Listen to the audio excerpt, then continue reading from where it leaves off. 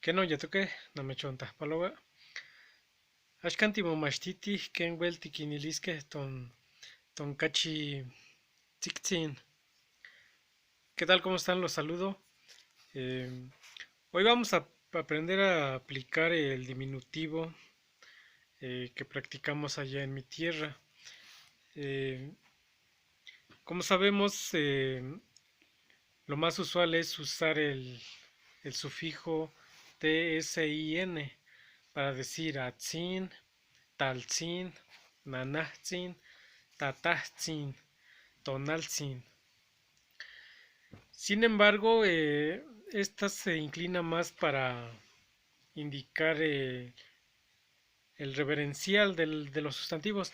Eh, en mi tierra usamos el sufijo shiki, que a continuación les voy a mostrar. Eh, para realizarlo, tomamos la raíz del sustantivo y le adicionamos el sufijo shiki.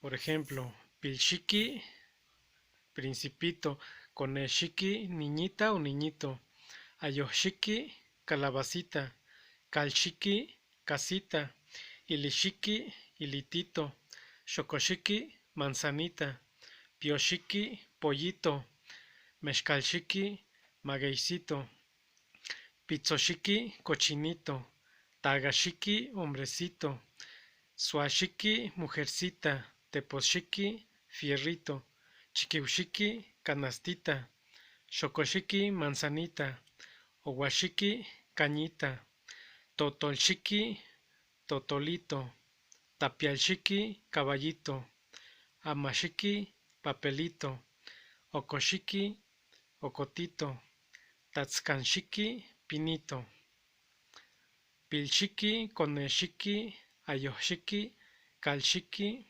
ilishiki, shokoshiki, pioshiki, mexcalshiki, pitzoshiki, tagashiki, suashiki, teposhiki, chiquiushiki, shokoshiki, owashiki, totolshiki, tapialshiki, amashiki, okoshiki, tatzkanshiki.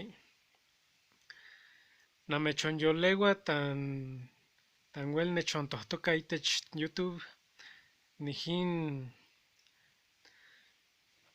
ton namechonnextilihtok ikinpeutok. Les agradezco y bueno, los invito a que me sigan en YouTube, que la enseñanza está empezando. Luego nos saludamos y gracias. Niman timotahpalawa, wan tasohkamatik.